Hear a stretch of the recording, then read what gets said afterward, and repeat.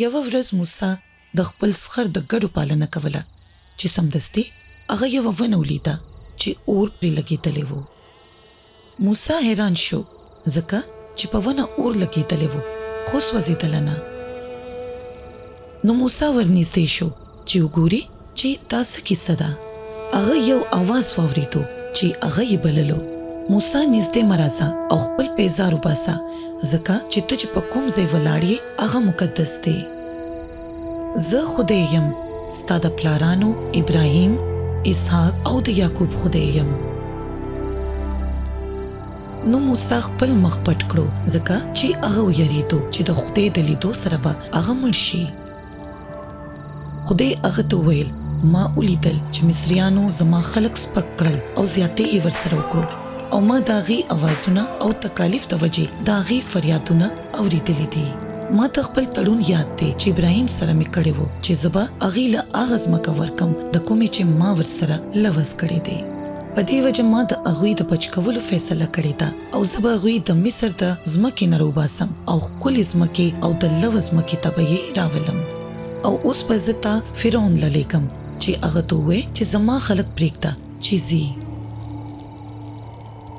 بیا موسی خدای ته وویل زه څوک یم چې ته مې فرعون له لېږې؟ خدای په جواب کې ووی زه به در سره یم او په کومه ورځ چې ته د مصر د ځمکې نه وځې نو په دې غر به زما عبادت کوې.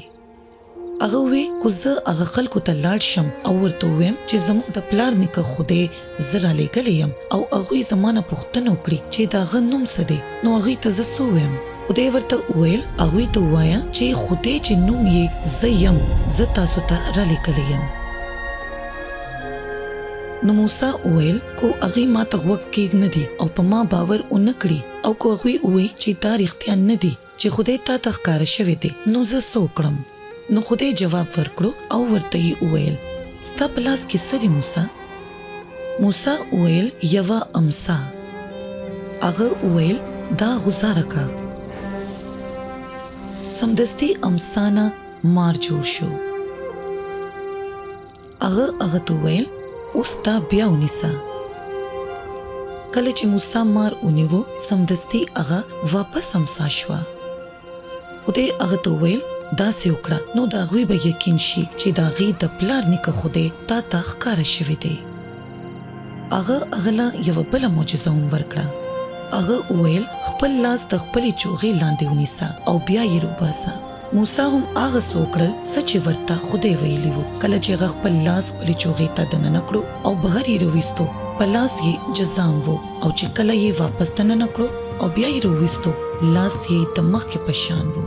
خدای ورته وویل کو هغوی په دې معجزو هم یقین ونه کړو نو د نیل د دریاب نه لږې اوبه راواخله او په ځمکه یې توی کړه او اوبه به وینه کې بدلې شي.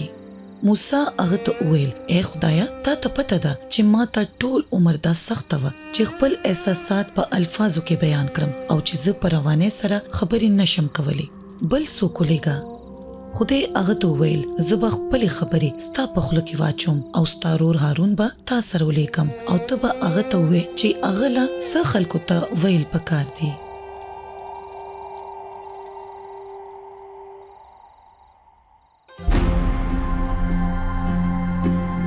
موسی په یو محل کې اوسېدو خو بیا شپون شو.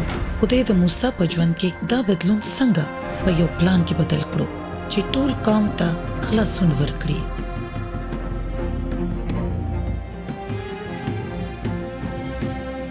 د خدای مقصد دا و چې خپل خلک د 400 کلونو غلامۍ نه آزاد کړي او د مصر د ځمکې نه یې روباسي. ستاسو په خیال خدای یو ساده سړی چې ډېر کمزوري او تړتړی و ولې د دومره غټ مقصد پوره کولو لپاره منتخب کړو؟ د موسی د کیسې نه تاسو څه پیغام ترلاسه کوئ چې خدای سره ستاسو د ژوند واک دی او هغه په سختو حالاتو کې هم ستاسو پام کوي.